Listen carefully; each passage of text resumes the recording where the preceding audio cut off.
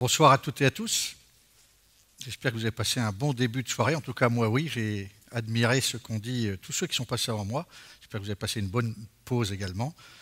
Je suis un homme de 58 ans. J'ai passé près de 39 ans sous l'uniforme de marin de l'État, 17 ans à la mer, et malheureusement, beaucoup trop d'années à vivre les conflits qui opposent les hommes, puisque de la guerre du Liban à la guerre d'Afghanistan, j'en ai pas manqué beaucoup au cours des 20 dernières années. C'est un témoignage très particulier et donc celui-là, je le garde pour moi. Mais ce que ça m'a enseigné, c'est qu'il faut en permanence se questionner sur pourquoi et comment vivre quand on voit de quoi est capable l'homme. Alors, ce soir, je vous propose de réfléchir avec vous à pourquoi et comment vivre. Et je vais prendre un exemple, celui de M. Milton Friedman. Qui était Milton Friedman? Un homme né en 1912, mort en 2006, grand économiste américain de l'Université de Chicago, prix Nobel en 1976 de l'économie. En 1960, il invente le libéralisme. Et pendant 20 ans, cette théorie se développe et elle s'installe complètement dans le monde, notamment dans les années 1980, dans le monde anglo-saxon.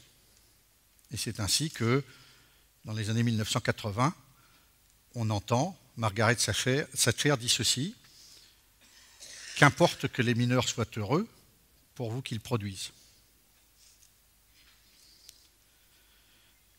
Le modèle aujourd'hui de Milton Friedman, il est installé partout. Pourquoi s'est-il installé partout et pourquoi, somme toute, continue-t-il d'une certaine façon à s'imposer et à fonctionner? Milton Friedman, je le rappelle, 1912-2006. C'est un homme qui a donc connu les deux conflits mondiaux. Ces deux conflits, ils ont fait disparaître des millions de gens.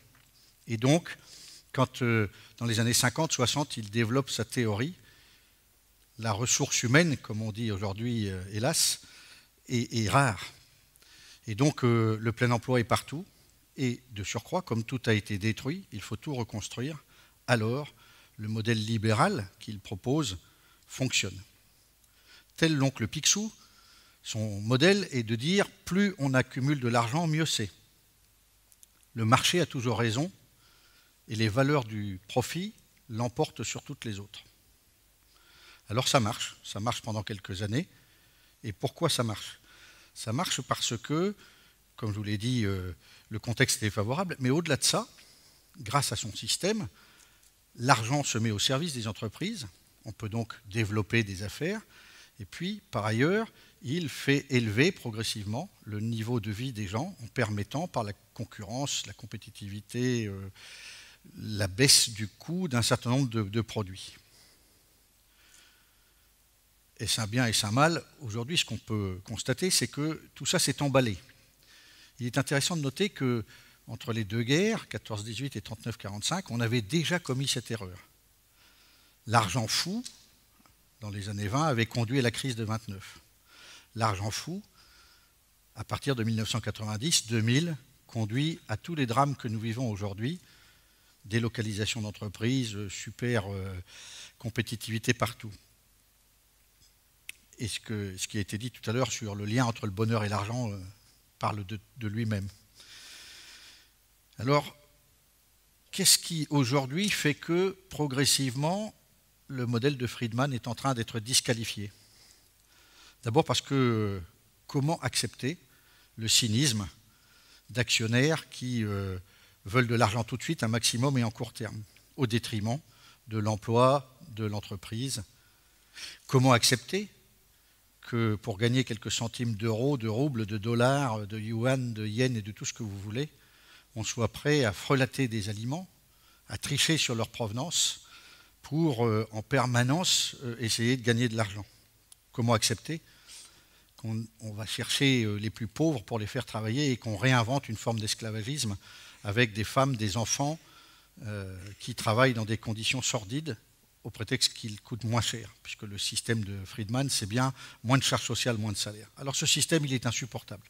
Et moi, je suis convaincu que de la même façon que notre humanité s'est débarrassée du communisme, qui croyait qu'on pouvait imposer à tout le monde une vie collective imposée et rien d'autre, le libéralisme, parce qu'il ne respecte pas l'homme, parce qu'il ne met pas l'homme au cœur de l'entreprise, qu'il ne prend pas conscience qu'il n'est de richesse que d'homme, le libéralisme est bientôt mort. Il le sera d'autant plus qu'ensemble, nous nous lèverons les uns les autres pour dire « ça, on n'en veut plus ». Et les exemples qui ont été donnés tout à l'heure, je pense qu'on est sur la bonne voie. En tout cas, TED est une très bonne tribune pour ça. Mes convictions. Quelle chance extraordinaire d'être en vie.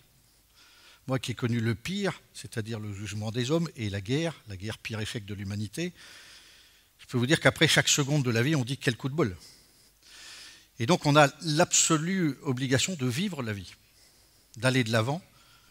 Chacun de nous est l'acteur de sa vie. On me demandait il y a peu de temps si vous deviez donner une image pour décrire la vie, laquelle serait-elle? Évidemment, comme je suis marin, j'ai répondu surfeur. Pourquoi surfeur? On vous jette dans le grand bain de la vie, c'est déjà une grande chance. Hein. C'est une rencontre insolite avec des millions de probabilités que le spermatozoïde trouve ou pas l'ovule. Une fois que c'est fait, ça fait un être vivant, et cet être vivant, il va vivre combien de temps? Le sel de la vie, c'est l'incertitude, on ne sait pas combien de temps ça dure. Et donc, on n'a pas le droit de passer à côté. Et donc, chacun de nous, tel un surfeur, doit monter sur sa planche et se tenir en équilibre sur la vague qui le porte. Et cette vague, elle a une énergie, une puissance, et plus on est avec elle, en conjugaison avec elle, mieux on vit. Quand on essaie de lui imposer son propre rythme, elle nous éjecte.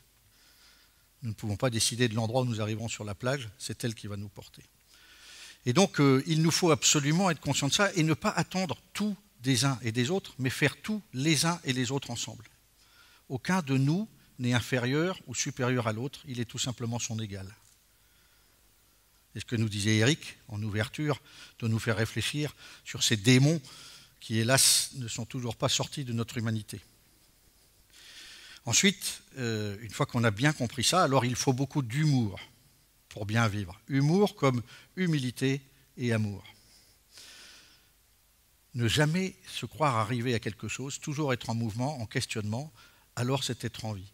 Mais toujours être déterminé et aller de l'avant. Toujours prendre son destin en main. Ne pas attendre que le patron vous dise ce qu'il y a à faire et ensuite à se retourner contre lui parce que ce qu'il demande ne nous plaît pas. À chacun d'entre nous d'avoir le courage d'être libre et engagé. Voilà, ça ce sont des convictions très fortes. Je pense qu'elles sont là. Tout ce qui est en train de bouger, les très beaux exemples qui ont été montrés, hein, des gens qui se mobilisent en récupérant des vieux vêtements et en font des moments de bonheur, tout ça c'est à vous de le porter maintenant.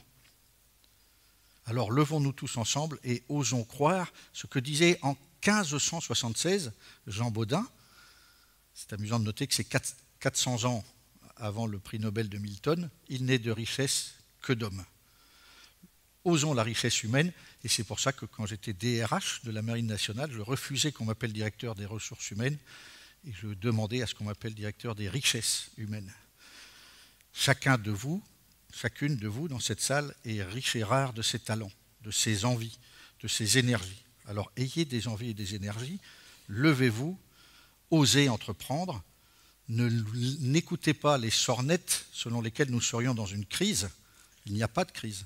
Nous vivons une mutation profonde, une mutation qui fait qu'aujourd'hui, bousculés par la numérisation, nous sommes confrontés à un rapport au temps, aux autres, qui est complètement nouveau. Ce bouleversement est aussi profond que celui que nous avons connu au moment, on ne l'a pas connu nous, mais on sait qu'il a existé, ça s'est appelé la Renaissance. Jean Bodin, 1576, c'est la fin de la Renaissance. C'est la fin de la Renaissance qu'il dit « il n'y a de richesse que d'hommes ». Je pense que c'est un message fort à bien garder en perspective pour nous donner du courage et être persuadé que tout ce qui nous arrive en ce moment, c'est une chance inouïe.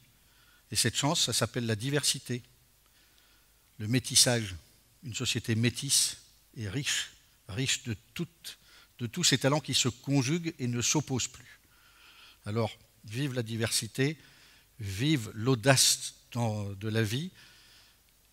Soyez persuadés que tout dépend de vous et de personne d'autre. Merci.